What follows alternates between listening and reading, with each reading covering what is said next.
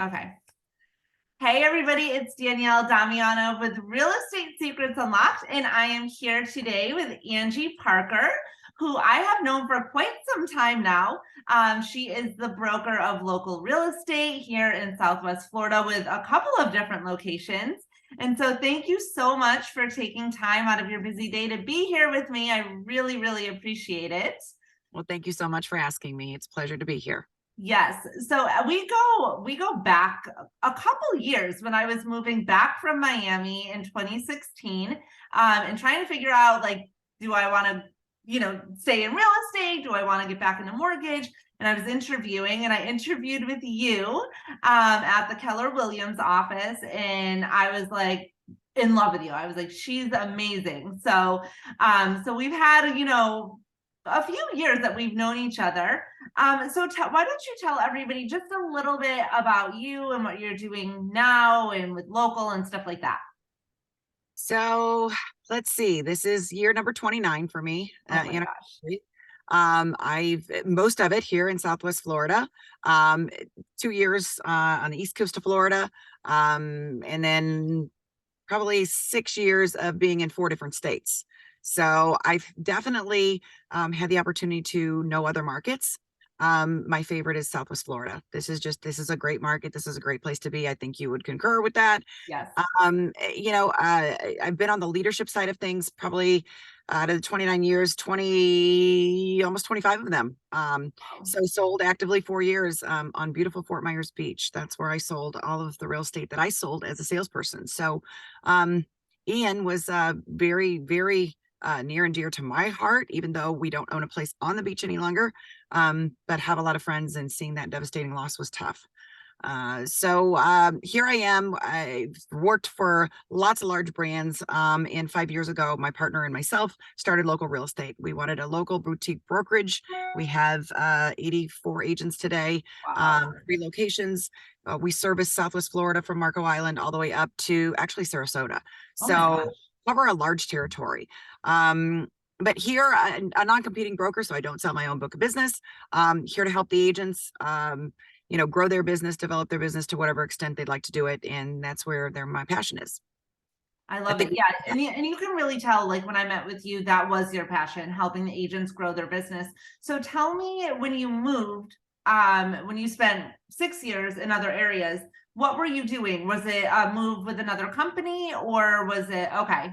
so it was. So I left in 2008. I was offered an opportunity in Colorado to run a brokerage there. It was franchising at that point. It was an independent going to a franchise, an ERA franchise.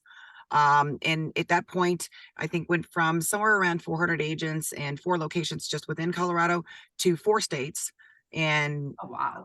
1,300 agents. So we were in Florida, we were in Colorado, we were in Nevada, and we were in California. Which is huge to say in 2008, because anybody that was around in 2008 knows what a nightmare that was. So a lot of people were getting out of the business at that point. So for you to grow a business in 2008 is huge. Lots of HUD business, lots of asset business, lots of Fannie Mae, Freddie Mac accounts. So distressed sale business and short sale business was what we did. Huge. Yes. And yes, it was much like you did, right? Learning the market and what you needed to do in order to succeed. And those that were able to do that really grew their Exactly. opportunities. Well, because in any shift, it really weeds out the people that got into the business thinking it was easy. If you think about it, like back in 2005, any agent with a pulse, you didn't have to do anything. Everybody was buying. So in 2008, I mean, that's really when it weeded a lot of people out of the business, and only like the strong survived, right? And you have to pivot, and you have to figure out, what is the market doing? Okay, I need to go and do that, because if you stay doing what you've been doing, you're going to get left behind. Yes, 100%. But so much opportunity, right? I mean, anytime a market, whether it's, shifting market, normalizing market, whatever's happening, that's changing, it's something different. To me, that's the best time to be in the business, because it's the biggest opportunity that you'll ever have. Absolutely. I agree with you 100%. And I do think we're going to be seeing, a very changing market again, if we haven't already. So tell me a little bit about what you've seen recently in 2022 and over the past couple of years, let's just say from 2020 to 2022. Yeah. Well, obviously, COVID hitting I mean, I think all of us were just trying to figure out, number one, none of us had ever seen anything like that. We had never seen a situation where, we're faced with, we aren't going to be able to do business possibly, right? Thank goodness, here in Florida, our governor fought for us and we were able to do business still. So thank goodness. And who knew that it would bring some crazy buyer frenzy after that we've experienced for 2 years, right? Right. We had no idea that was coming. And I think being in this highly desirable area of Southwest Florida, it was one of those places where people wanted to come, especially with people being in either colder climates or climates where they had tighter restrictions. All of a sudden, Florida seemed like a fantastic place to be. With people going via Zoom and doing their work remotely, and so we just had a 2 year period of time where I say, kind of, I saw things, as I'm sure you did, Danielle, and we're seasoned, veterans in the business, I would say, things that we'd never seen before were happening, Yeah. right? I mean, properties that would have 40 offers on them. I mean, it was unreal. So we spent those couple of years in what I want to call a very reactive mode instead of a proactive mode, right? Exactly. We weren't doing our basics of what we normally did in order to keep our businesses growing. Exactly. So I feel like, right now, so we came off this 2 years, and I'd say really it was kind of that May, June time period where I'm going to say the light switch turned, right? We turned it off and we went to a normal type of a buyer climate where a couple things happened.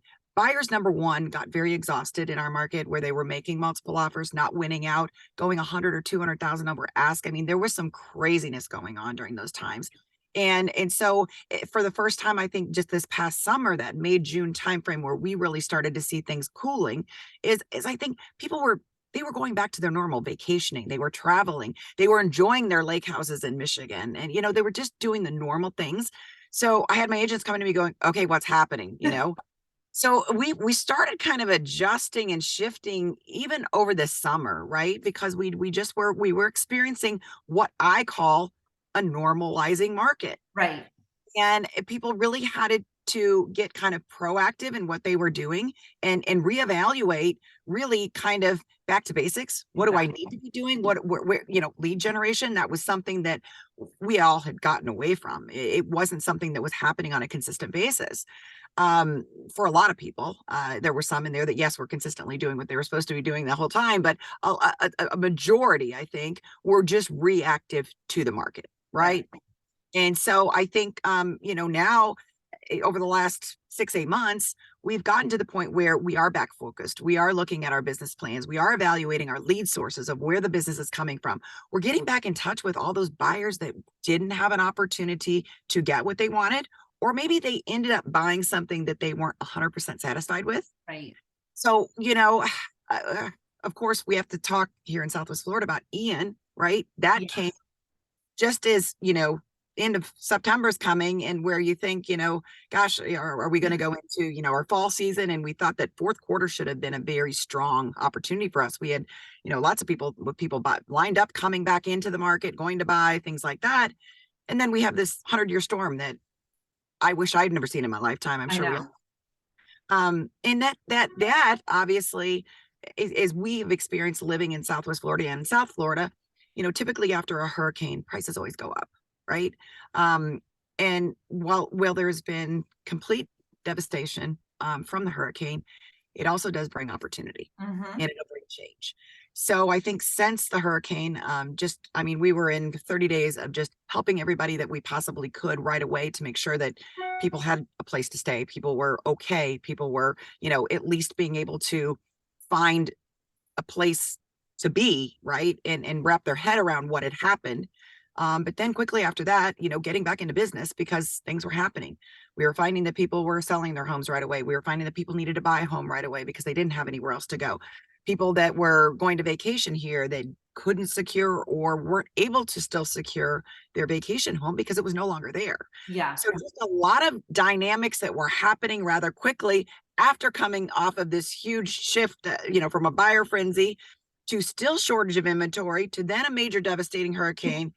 And now here we are. And I don't know what we call this market. It's still, but it's full of opportunity. That's the only thing that I keep telling my people. Yes. Well, a couple of things. So first of all, going back to, when you were mentioning the agents just not doing the basics, right? Because everything's coming to them, they're busy writing offers, da da da. And then being like, oh my gosh, now what? And then now that you're doing the activities, right, that you need to be doing in order to get your business back up and running, I call that the sales roller coaster. And so what happens is the same thing's going to happen again. And it goes like this. It's like, okay, business is booming. I'm on top of it's amazing. It's so great. And then once your contracts or the market starts to, change a little bit, then you're down on that lull and you're like, oh my gosh, is this the new norm? Now I got to get back to basics. You do the activities and you're back up there. The problem is that a lot of agents don't take a step back from their business to see what they need to do to implement into their business and what systems they need to implement, or people they need to hire, because they will be back up there again. And if they're here, they need to also be analyzing their business and saying, forward thinking, okay, once I get here again, what was I doing here that didn't allow me to consistently generate leads anymore? What was I doing here that didn't, what were the systems that I needed in place? Because if they don't look at that and they don't put those systems in place, then they're going to always be on that roller coaster. And that's what a lot of agents are on. And then I think the other thing, like you had mentioned, the Ian, I mean, it was a huge, huge, huge devastation. And honestly, any agent that is out there, and I'm not knocking the part-time agents, I'm not knocking them at all, because a lot of people want to be a full-time agent, but they can't leave their full-time job because of the unknown. But the market before, when you were writing multiple offers for your buyers, really needed an agent that knew what they were doing, because the agents that knew what they were doing and knew their way around contracts were the agents getting those contracts accepted for their buyers.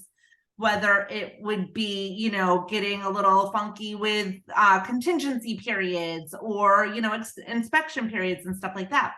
Now with Ian, it's the same, because what we're seeing now on how you have to go about, insurance, or what to ask on a listing presentation, because you don't know if there's an open claim with their insurance company or not. Did they assign their benefits over to somebody else? There's a lot of different quirky things in this situation also. So I feel like the agents in Southwest Florida have to be on top of their game, and any buyer looking to buy 100% has to be working with an agent, or else they could lose big time. I couldn't agree with you more.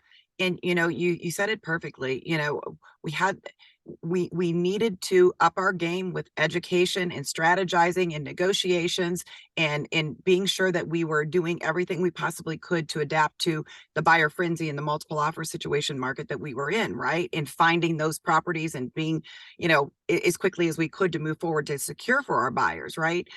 And now all of a sudden, it's just like you said, if people aren't using a realtor today after what we've experienced here, it's definitely not in their advantage, right? Because, navigating the market today and all the different elements that are going in with regarding how much damage did the property have? What does the FEMA 50% rule have to do with that? What is insurance going to look like? What kind of test do I need to do to make sure that, what am I looking for? What Right. needs to tested? What am I going to be able to build back on that property? There are so many different things to navigate. So again, we, the realtor, are forced to up our education, up our negotiating skills, be the source to the resources that the buyers are going to need in order to be able to successfully have their purchase be what they're expecting, and then be able to do what they're anticipating to do with that property once they do purchase it.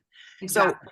So many moving parts. I think that, when I say, and I feel so old in this industry, thank goodness I was 12 when I got in. Well, you don't look it. Let me just say that. You look amazing. Thank you. 29 years though. This is my year 29. I'm thinking to myself, my goodness, you are learning every day in this industry. And if you are not that agent who is willing to get the education every day, and like you said, take a look at your business, evaluate your business, put the work into strategizing, realizing what I need to do. Am I following a plan? Do I even have a plan? Did I hire a coach? Do I know how to negotiate? Have I educated myself on all the different, arenas that we need to be educated in now since the storm? I mean, I don't know how people survive right now in today's market, or how they will moving forward. With there will be less units as a whole. We already know this nationwide, there'll be less units. Again, I always say more opportunity for those that are willing to do the work, right? But just, the word that just keeps coming back to me is opportunity, education, being intentional and being purposeful about your business and what you're doing for the next couple of years. 100%. And always, I have actually a group that I'm coaching, and I talked to them this morning, and I told them, I said, look, there's several new ones in the group. And I said, this is not a sprint. This is a marathon with no end. It's a marathon with no end, because once you think you know it all, it changes. Once you think you know your contracts, they change. Once you think you have your marketing down, it changes. I mean, I don't even remember social media. Like, I was door knocking. Let's just say that when I got into the business, I was literally knocking on doors. It wasn't social media. So now with the social media, it's like, wow, I can get, in front of people, a lot more people, a lot quicker than before, but everything's always changing. So having to stay on top of it and realizing that you have to learn so many aspects about the business, especially if you want to have, a thriving business. Yes. So let me ask you this, and I'm gonna say something in a minute, but going back to 2008, both you and I were in 2008, 2005 to 2008. We'll just say that, because 8 was kind of like it already hit the fan, right? So, so what similarities and differences do you see happening in the market now? And do you think we are going to be maybe not in as bad of a situation as 2008, but a similar situation? Okay, so let's pick this apart because there's many different components. So number one, the first thing I'm going to say, and I think this is so important, and we are, trying to educate our agents every day to give them the data that they need, right, and the sources that they need to educate their buyers and sellers of what's going on. Because if you listen to the noise, it will tell you, we're headed for this crash. Well, we're not. And the number one thing that prevents that from happening is we still are at a deficit of inventory. We do not have enough inventory to fulfill the buyer need. We've even seen that. I just had 2 situations. We were in multiple offer situations because we were at a deficit. A property came on the market. There was nothing else like it in that area, and we had 3 offers on it, and it went above ask price. So, I mean, this is still happening, right? Yeah. And that's one of the number one things we have to remember. In the years 2005 to 8, all of a sudden we had such a surplus of inventory and new build starts, right? So we had almost twice the inventory that we had right now. So when you look at the differences, it's like it's night and day. So supply and demand still is kicking in, right?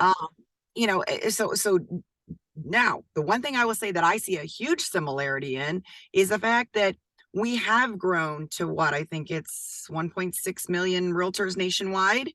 That number is going to decrease. We are not going to continue to have, that great a number of people. 2 things, I think. Number one, you hit it, technology. That is something that is not an option anymore for agents in the business, in my opinion. I know I'm sure yours too. Yeah.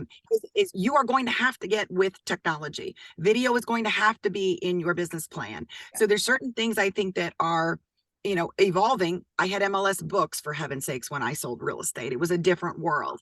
So things are evolving now that are going to force some of those agents that have been in the industry for a while to probably look at it and say, you know what?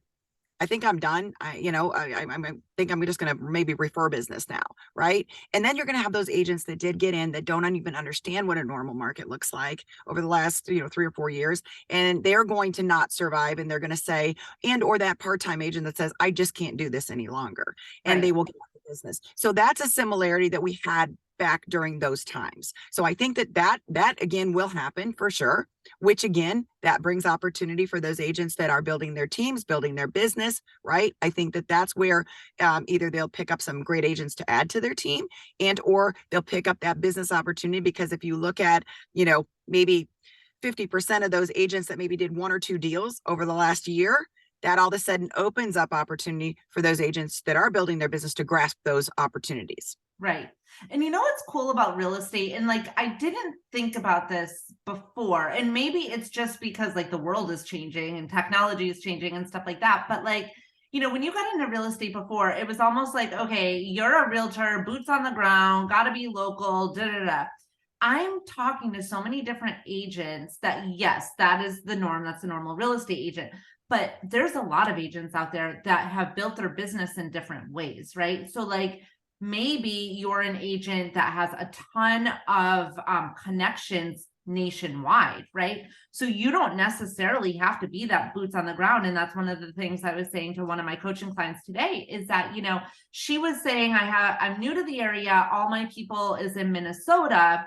And so and they, they're young, they're not going to have money. So me calling them, asking them who they know. And I said, yeah, but maybe they want to buy in Minnesota and you can get a referral fee. There's a lot of agents that a big portion of their business is from referral fees, especially if people are looking in a certain area. We get this all the time in Southwest Florida. Oh, I'm between, let's just say Southwest Florida and Port St. Lucie, okay, great. I completely understand that you're looking over in that area too. I have an amazing agent over in Port St. Lucie. I would love to connect you with them as well. So that way you have an idea as to, what area you want to work with and get that referral fee. There's a lot of agents right now that are prospectors and they prospect for listings and buyers, and they have their buyers agents and their listing agents going out and taking them. So, it's definitely changed a lot in the way that we do business. So it's not a one size fits all anymore. I mean, you really can tailor the business to however you want. One of the things that I am going to say, I just wrote a book on this, and I will be having a book launch. My hacked Facebook account put a little damper on it because it was supposed to be on the 6th. But I wrote a book, Short Sale Secrets Unlocked, back in 2008. I made a killing, crushed, literally made a lot of money, lost almost everything, door knocked pre-foreclosure homes, and then started building my listing inventory up very quickly with the pre-foreclosure.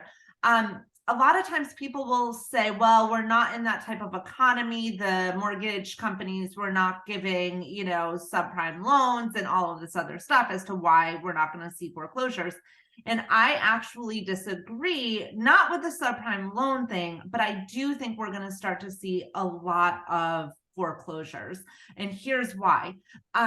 Whenever we go into a recession, let's just say, we look back and we say, well, it wasn't like it was, way back, back in 05 or 08 or whatever. But history repeats itself. And so because we're going to always have recessions, it's not going to be the same cause as to what happened not too long ago, right? In the last recession, or even if you look at the history of recessions, there's always a recession every certain amount of years, right? So I think, just for an example, the flood maps changed. And there's a lot of people that are now in flood zones that were not in flood zones. And if they have a mortgage and they're barely able to make that mortgage payment, and now they have to get flood insurance on top of that, that's very high, they may not be able to make their monthly mortgage payments. That's one of the things that I'm starting to see. In fact, I had a real estate agent that went and showed property and said it's not in a flood zone, and then realized it was because the flood maps changed, right? So whether it's that, or someone lost their job due to COVID and they took 6 months and they weren't able to work, well, those mortgage payments added on top of their mortgage, and now they're behind and they can't. So I do think we're going to see more foreclosures, more, short sales and things like that. not as much as 2008, but we will see those come back, which is another thing that will bring opportunity for any agent that wants to pivot and learn, that type of the business. But what do you think on that? So, and it's twofold. Do I think that there'll be, yes, I think you hit it on the head. There's going to be some opportunity there. Now, the other side of the coin that prevents me from believing we'll have a huge opportunity in that arena, like we saw before, or even comparable to what we saw before, is the fact that we have so much equity in those homes. That's the one thing that's very different this time around. The last time when we were buying homes and getting 100% financing or doing whatever we were doing, right, or walking away possibly underwater already, right, when we just got into the home, it just was a different scenario. Right now, people have equity in their homes. It doesn't mean that they won't be in that situation, Danielle. I completely agree with you that based on, what their flood insurance might be now and what homeowners insurance, we know what we've faced here in Southwest Florida the last couple of years. It's more than doubled in some cases, right? So I agree with you. There's going to be opportunity. I just think that if realtors, right, look at how do I help these people? How do I get the word out and or make that my specialty? That, hey, let me show you how I get you out of your home with the equity that you have, save you from going into a foreclosure situation, right? I think if the more proactive we can be in these arenas because of the large amounts of equity, I think that will prohibit us from being in that situation. Although we know the foreclosures, they've already ticked up slightly, but they've been at a historic low for the last few years, right? Right. So I think that yes, we'll see some. I just don't know to what level. And again, I think it's because of that equity number that's out there with these homes in the huge amount of equity. I mean, on average, I think you're talking, two to somewhere in the mid twos to up, to 300,000 is the average amount of equity that some people are having in these homes. And that's large. Yeah. Well, and I think that the other thing, I mean, I did a mortgage for somebody and they were buying the home. We got the title. We didn't realize the home had a list pendants on it. We had no idea. And so what happens a lot of times is sellers don't know what to do. Like they're stuck there. They have a list pendants and they don't know what to do. And that's where a lot of the opportunity comes in for an agent, is to say, hey, I see that you received a list pendants, on your property or a notice of foreclosure. You only have a certain amount of time to do something before you go into foreclosure. So, let me show you what your options are so I can help you avoid having a foreclosure on your credit, because a foreclosure on your credit is going to be a lot more time. Like if you have a foreclosure on your credit, you're not doing anything for about 7 years, depending on what type of mortgage you can get. So, really identifying those properties, and you're right, a lot of them do have equity. Unfortunately, a lot of sellers are like stuck. They have that like analysis paralysis type. Right. And that is absolutely true. And I mean, they could burn equity very quickly by being stuck in that situation. I think, you hit it on the head, and it just gets me to thinking of, and you need to teach this, Danielle, in your classes, because I know you've got a couple of my agents in your coaching, in which I'm thrilled. But how do you go after that? How do you make that your niche? Like, how do you do this so that we can get people out of those homes with at least a little bit of something without having to go through the foreclosure? They've got enough money to go so they can go rent somewhere, do what they need to do, to wait it out a couple of years so that they can build themselves back up, right? Exactly. And then get into something that's not going to require as much money because the insurance isn't as high, or I'm not in a flood zone. So, right. I mean, there, what a wonderful thing and value an agent can bring by developing that niche market. Exactly. Yeah. I love it. I just finished my book on it, and I have a master class coming up on it. So I'm excited to teach that, because that's really what, it's funny because you look at other people, and I remember in 2008 looking at the people that were smart enough to go and get with the asset managers to get signed up to be a foreclosure REO agent. And I was like, they're so lucky. They're making all this money. They're not really doing much but listing the homes, and they were selling like crazy. And so I said, well, what can I do? And that's when I pivoted into the pre-foreclosures, and I literally was door knocking them. I had my little clipboard. I was going around to the areas and bringing a copy of their list pendants, and built my business pretty quickly with that niche. But that's the cool thing about real estate, is it's almost like if you look at a doctor, right? Like you can be a general physician where you are, as if we're looking analogy with a realtor, you do whatever, or you can start to be specialized, right? One's a heart surgeon. Okay, I work pre-foreclosure homes, or I work expired listings, or I work, listings in general. So it's really cool, for people to realize that you can specialize within this business, and that will even make you, help you grow that much more. 100%. And I mean, how rewarding is that when you can go out and help someone to prevent them from being in that situation? Because obviously we know if it goes on long enough, you can burn through equity and you can be in that situation pretty quickly. Mhm. So, I think that's huge. And I think that it will be a huge opportunity. And yes, someone just needs to teach it. So I'm glad that you're coming out with that program, because that's phenomenal. Yes. Yeah, no, it's going to be a good one. So tell me what other opportunities you see, I guess, for buyers and sellers in this market, or is there an opportunity more for buyers, more for sellers? What do you think? I think it's both. I really do. I see a sense where, number one, buyers coming back into the marketplace. Do we still have multiple offer situations? Well, yes, I gave you an example earlier of that. However, is there opportunity for buyers to come in and maybe get one of the properties that was damaged and still be able to realize what they want to do with that property, and it fits within their parameters of what they're looking to do? Yes, I mean there's going to be opportunities for any and all buyers. They just have to know their options and know what they're really wanting.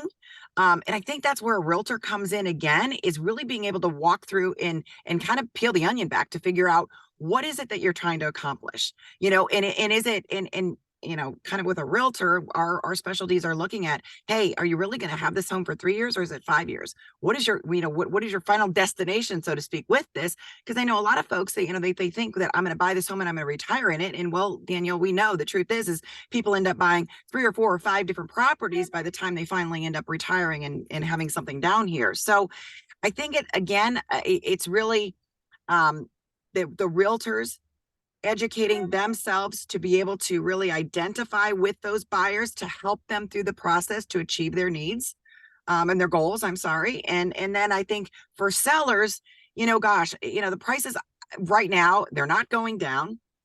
We see price decreases, but I think we see price decreases because sometimes sellers are still trying to price their property from back in March and April when we were still in a buyer frenzy, right?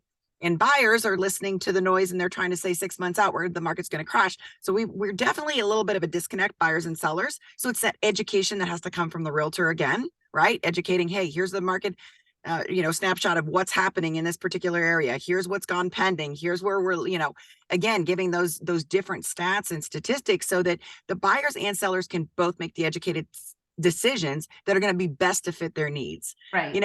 One size fits all works for buyers, sellers. You have to identify the outcome that they're looking for, as well as the realtor, right? I mean, that's the realtor's job, is to figure out, how do I sharpen up my skill set, right? Ask the right questions, 100%. identify those needs, right? So I think, again, that's where I'm really big on education right now, because we've got to get back to our basic education, and we have to kind of expand on that for today's market and what our buyers and sellers to help them fulfill those long-term goals that they have. And that's what I was, that we went over scripting in my class last week. And it's the big, who, what, where, why, when, okay, and how. You have to dig deep for motivation, and you have to know the answers to those questions to really be able to help them. I think another big thing in 2022 that really, really, really affected, especially the Southwest Florida market, we're a huge second home area. I mean, we are a huge second home area. And when Fannie changed the way second home interest rates are looked at and made them the same as investment properties, and rates went through the roof. So people in, October, November of 2021 are getting quoted 3.25 on a second home. Well, that 3.25 went to 5.25, paying 3 points at closing. That was huge. That was a huge sticker shock. And I think people are now starting to realize, okay, well, this is the norm. And what's interesting, I was just up in Boston for Christmas, and I was talking to my best friend's dad, and he said, you get the question, especially if you're in mortgage, what are interest rates doing? So you know what he told me? He said, I bought my first investment property back in the 80s, and my interest rate was 18%. I said, see, and you still bought the investment property. And he said, yep. And I sold it when my daughter went to college, and that investment property paid for her college. So, that's the conversation that too, I'm kind of pointing out to folks is when, you say to a buyer, well, I can't afford to do this because the interest rate has gone up, but I still want to achieve this goal. Well, we have to remember, even though we won't see, I think Lee County had 36% appreciation as an average last year, which is insanity, right? But even if you're going to see the normal appreciation, somewhere between 4 and 6% each year, that's huge when you compound that over a few years. So paying that slightly higher interest rate, which actually, if you average it out over 30 years, right, 6% is like a normal rate, right? I know it was 9.5 when I was selling properties. So there you go. But at the end of the day, I think it's that education, and it's that walking people through figuring out what their long-term goals are and seeing if it still fits their need, and figuring out, okay, well, what product do we purchase now? Right? It doesn't mean we're going to have that for the next 10 years, but if we keep it for 3 years and then we go to something else, and then eventually, with interest rates, and you're the expert, you can speak to this, but in the few years, I'm sure that there will be products and things that'll be available that might be something that's a little bit lower, and they could refinance at that time, or look at an ARM, or do something. And I can't speak intelligently to that because that is not my arena. That is yours. Yeah, no, absolutely. And we're seeing a lot of ARMs. For a long time, it was the 30-year fixed. But back when I got started in the business in 01, I mean, I was doing 228 and 327 ARMs. It was like, and that was more subprime where I started, but still we had adjustable rate mortgages. It was a very common thing. And we're seeing that a lot more now. And then you can always refinance, as long as you're not locked in with a prepayment penalty, you can always refinance. So yeah, absolutely. We're starting to see a lot more products come out that are making homes more affordable than they were from, let's just say, March of last year until the end of 2022. So I think 2023 is going to be an amazing year. Tons of opportunity for any agent willing to do the work. I 100% if you believe that if you're an agent and you're having it's not as crazy right now, identifying what things what do you need to do in your business that is going to allow you to grow and scale instead of being on that sales roller coaster. And start working, having that list. Okay, maybe it's a transaction coordinator. Maybe it's someone, taking contract to close. If you're in listings, maybe it's an assistant that's inputting the listings for you, attending whatever, the photography, all that stuff that you should not be doing if you're a high agent, a high producing agent, because that photographer is, he's there. You don't need to be there. But yeah, so what advice would you have for any real estate agent, I guess, just starting out, and or any real estate agent that is kind of like, oh my gosh, I don't know if I can, do this because I need money and I'm scared? So 2 things. Number 1, I think that, whether you're new or whether you're a seasoned agent, and if you are facing a point right now where you're going, okay, I don't have the reserves that I need. I don't have the pipeline that I need to make the sales that I need to get the income that I need. I think 2 things need to happen. Number 1, sit down, talk to your broker, talk to your, somebody in your office about what is it that I need to do, and or a seasoned agent, right, that's doing well. I think that, it's always good to talk to somebody that is doing well. And then maybe look at the opportunity of joining a team. Maybe that's what you really need to do right now, is join a team so that they're taking the marketing and the lead gen opportunities. They're bringing them to you. In other words, they're taking that off your plate, so you're not having to pay for them. And maybe more quickly you can learn from them what works, right? Because then you're going to be in an arena where certain expectations need to be met, but you are learning. And or go out and hire a coach and get into coaching like you're offering, and surrounding yourself, with those like-minded individuals that are doing well, and roll up your sleeves and get to work. This is this market, and the market in the foreseeable future is a market in which we will work hard. I've been through, several different markets now, from a buyer's market when I sold real estate to, everything we've gone through, right?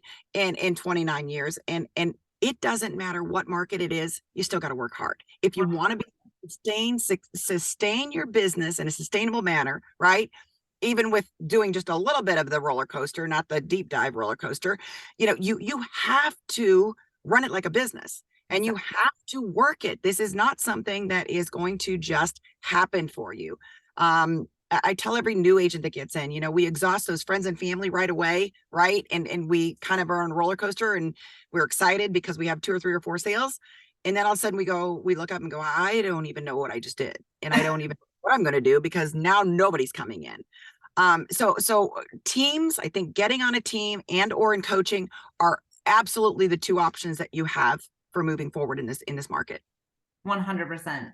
I agree with you. Like a team or a coach, or coach, both, or both, will get you that yes, much farther, that yes, much quicker. Yeah. So definitely. In training, I mean, this is something, I mean, in both of us, we admit it fully. We're learning all the time in this industry, right? We're evolving. We stay coachable, we stay trainable. And then whatever we learn, we're pouring into people. That has to keep continuing to happen. And I think that's probably what's kept me so passionate, engaged in this business for 29 years, is the fact that no 2 days are ever the same, right? No two transactions are ever the same. And it's full of opportunity, and it's full of learning opportunities as well, right? So But I also think it's you and I both, we love seeing people win. And so when we can, help somebody and be like, you know what I mean? And they're winning and they're having sales, and they realize, what, I can do that. Like, that is so much more rewarding, you know what I mean? Than anything else. No, I agree with you 100%. So first of all of this was amazing. So I really appreciate you being here. And you're a great coach. You have built a tremendous, in a short period of time. I mean, you went from 0 when you started local, which was how many years ago? So we're actually starting our 5th year. This is on the 15th of January. We're going into our 5th year here in this office. And we started with 4 of us. It was myself, my business partner, Dre, and our 2 spouses. So that literally is what we started with. I think we built it to 96 at one point. We're starting the year with 83. So we'll see what this year has in store. It's been very exciting. We never thought that we would start a company and then be faced with COVID shortly thereafter. So it's been a wild ride so far, but I'm up for the challenge, and I'm excited about the upcoming years. Yes, 2 things I want to say real quick about that too, is that I know a lot of your agents, and there's a lot of brokerages out there that their whole motto is volume. Yours isn't. And so your agents, yes, if you have 83 or 96 or however many you have, I want to say at least 60% are good producing, if not more, producing agents.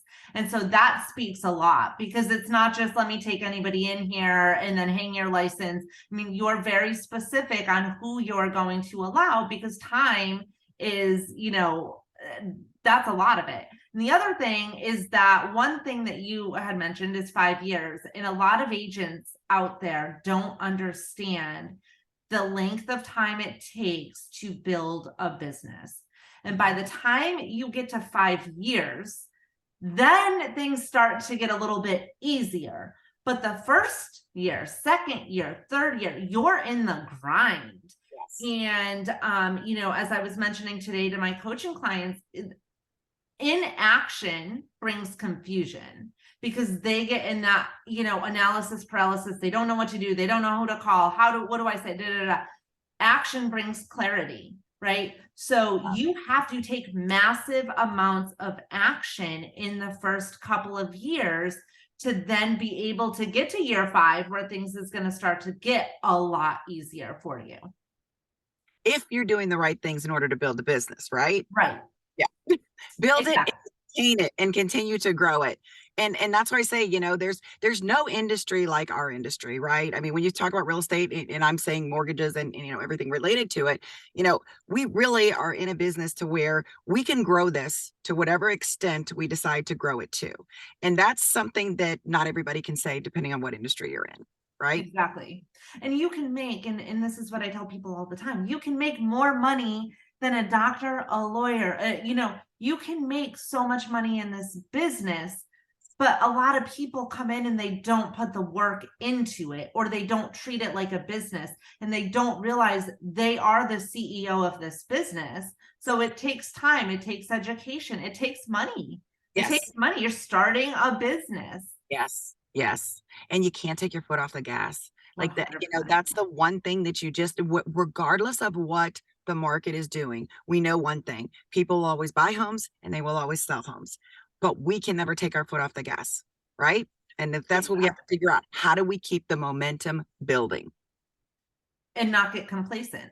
Yes. And that's what happened over the last couple of years. Yes, exactly. Well, thank you so much, Angie, for being on. You are amazing, a 29-year veteran in the industry. Oh And my, you got another 10, 20 years in it. So it's too up above. Thank you. It's been a pleasure. I've actually had a lot of fun. Danielle, I respect you. You are just an amazing realtor, number one. You're an amazing lender. You've done some amazing things. You're always pouring into people. Thank you for all you do for all of us. oh, thank you so much. I really appreciate that. Watch for the short sale masterclass that will be coming probably second quarter of this year. And thank you, Angie. You're awesome. So I'm looking forward to see the growth of local real estate over the next 10, 20 years. Thank you so much, Danielle. It's been a Thank pleasure. you.